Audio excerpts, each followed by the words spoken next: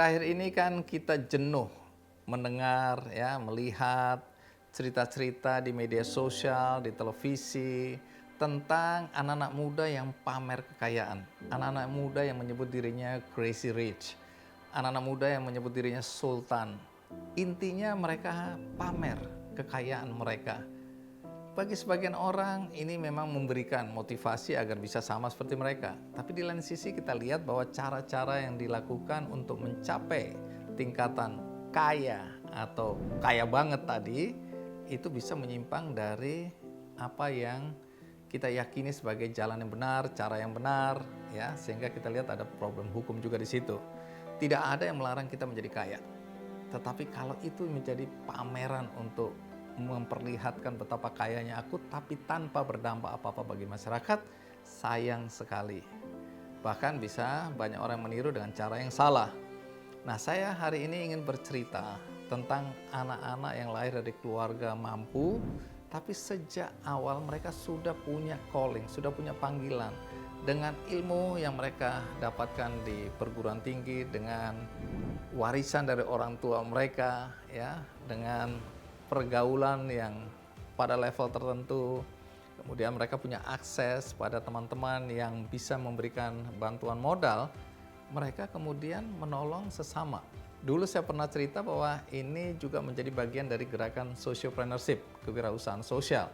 Tapi hari ini saya ingin menekankan bahwa ketika kita mendapat kesempatan untuk memiliki sesuatu yang lebih daripada saudara-saudara kita yang lain, alangkah indahnya, alangkah baiknya kalau kita tidak memamerkan itu hanya sekedar menyombongkan diri kita, tapi kita memanfaatkan apa yang kita miliki ini untuk membantu sesama, terutama saudara-saudara kita yang membutuhkan bantuan kita. Ini yang saya bilang dengan apapun yang kita lakukan, usaha yang kita jalankan, itu memberikan impact sosial dan ekonomi bagi masyarakat luas. Ini banyak sekali contoh, tapi saya melihat misalnya Amanda Susantiko dengan sayur boxnya. Ini anak kalau mau mikirkan dirinya sendiri, nggak ada masalah.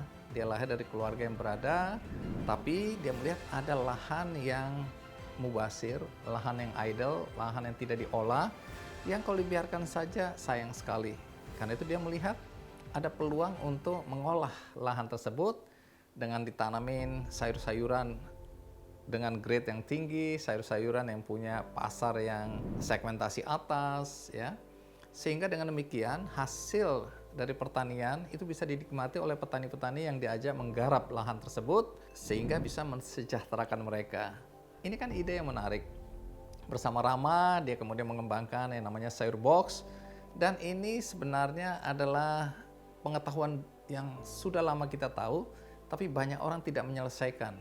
Kalau petani menanam misalnya harga cabai 10.000, kemudian petani di sini apakah ikut sejahtera dengan kenaikan harga menjadi 20.000, 30.000, 40.000? Ternyata tidak. Yang mendapatkan manfaat adalah yang di tengah sini, para pedagang dan seterusnya. Tapi petani tetap aja hidupnya miskin karena dibeli dengan harga misalnya 1.000, tapi di pasar harganya sudah puluhan kali lebih tinggi. Nah, ini yang kemudian diselesaikan oleh Amanda dan Rama dan teman-temannya tentu saja di Sayur Box.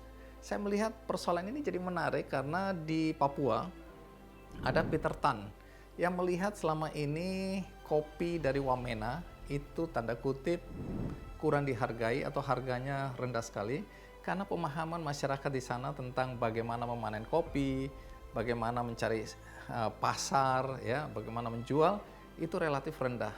Nah, Peter yang bapaknya juga adalah sebenarnya pedagang kopi melihat bahwa dia harus menyelesaikan masalah di hulunya dulu. Kemudian dia datang naik ke pegunungan Wamena. Di sana banyak petani kopi yang sudah menebang pohon-pohon kopinya karena dianggap pohon kopi ini selain lama waktunya untuk panen, harganya pun tidak terlalu menjanjikan. Nah, di tangan Peter, petani-petani ini dikembalikan semangatnya, fungsi dari perkebunan kopinya dibenahi, dan kemudian dia beli hasil kopi petani dengan harga yang sangat-sangat bersaing. Singkat kata, Peter berhasil meyakinkan masyarakat di Wamena, di atas, di pegunungan, untuk kembali menanam kopi dengan cara yang benar, cara yang baik. Sehingga harganya pun menjadi bersaing. Nah, dengan demikian, petani-petani di sana sudah mulai merasakan kesejahteraan. Lebih dari itu, Peter kemudian melatih anak-anak dari para petani kopi menjadi barista. Dia membuat beberapa kafe, ada di Makassar, ada di BSD, tempat saya sering ngopi-ngopi, ada di Dok 5 di Jayapura juga, dan dia juga mengembangkan di beberapa daerah. Kopinya ya kopi Papua, jadi dari hulu sampai hilir dia menyelesaikan masalah pertanian kopi di Papua.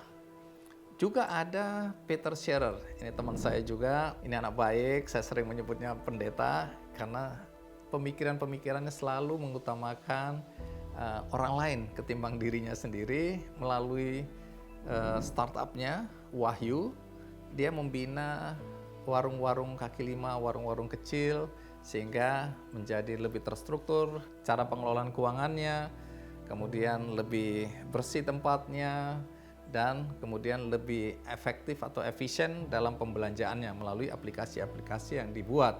Nah, ini yang menurut saya adalah sebuah gerakan yang terasa akhir-akhir ini, tapi dengan semangat kewirausahaan sosial tersebut, problem yang ada di masyarakat bisa diselesaikan. Jadi mereka atau anak-anak muda ini boleh lahir dari keluarga-keluarga yang secara ekonomi baik, tapi mereka sudah mulai memikirkan apa yang bisa aku berikan untuk membantu masyarakat atau saudara-saudara kita yang membutuhkan dukungan. Semoga pemikiran ini menjadi pemikiran kita bersama, siapapun Anda, apapun keterampilan Anda, apapun keahlian Anda, dari strata ekonomi apapun Anda berada. Ayo kita sama-sama mulai memikirkan apa kegiatan usaha kita yang bisa berdampak bagi banyak orang.